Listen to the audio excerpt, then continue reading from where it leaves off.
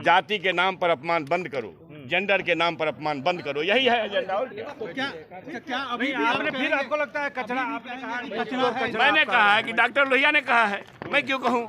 हम तो जो हमारे महापुरुष रेलेवेंसी क्या है मंत्री जी? भैया, क्या हमने कहा कि रेलेवेंसी जो है? महापुरुष के हैं उसी के लिखे हुई बात को मैं पढ़ा। पिछले 1 माह से जो आप रामचरितमानस के 1 महीना से आपको 1 महीना लग रहा होगा, मैं 28 बरस से पढ़ रहा।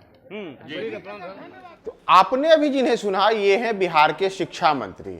बिहार के शिक्षा के विवादित टिप्पणियां कर रहे हैं और एक बार फिर से आज उन्होंने रामचरितमानस पर एक और बार फिर विवादित टिप्पणी की है। इस बार भी उन्होंने निशाना साधते हुए रामचरितमानस को स्त्री विरोधी बताया है। उन्होंने कहा है कि यह जाति विरोधी है, कई जातियों को इसमें अपमानित किया गया है। और एक बार फिर चंद्रशेखर ने इस बार 2 कदम आगे बढ़ते हुए यहां तक कह दिया है कि वे तो चाहते हैं कि रामचरितमानस में जो विवादास्पद दोहे हैं उन विवादास्पद दोहों को हटाया जाए।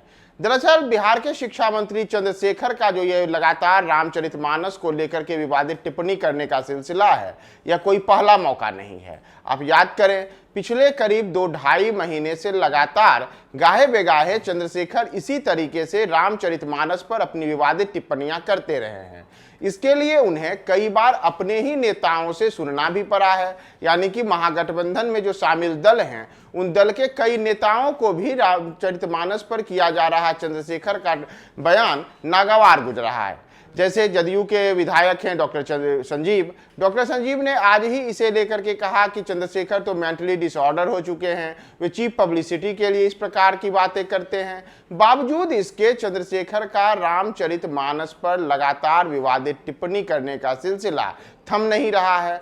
वे लगातार इसी तरीके से कई मुद्दों को लेकर के जो बोल रहे हैं उसमें रामचरितमानस को स्त्रीद्रोही, जाति विरोधी बताते हैं और बार बार कहते हैं कि वे इन दोहों को रामचरितमानस से निकलवा करके रहेंगे।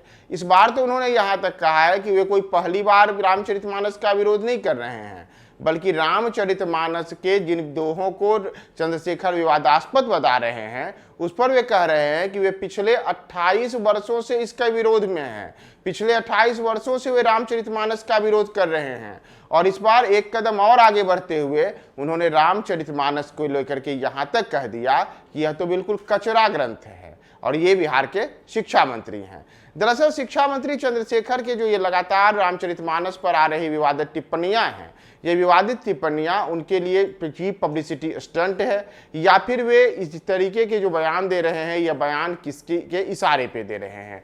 ये एक बड़ा सवाल इसलिए है क्योंकि रामचरितमानस पर जो उनकी विवादित टिप्पणियां हैं यह जदयू के नेताओं को भी नागवार गुजरती है। भारतीय जनता पार्टी तो शुरू से ही इसके विरोध में है और यहां तक कि बड़ी संख्या में जो रामचरितमानस को मानने वाले, उसके ऊपर आस्था रखने वाले लोग हैं, वे भी इनके बयानों पर बार बार, चाहे सोशल मीडिया हो चाहे सार्वजनिक तौर पर हो, उसे लेकर के अपने विरोध जताते रहे हैं।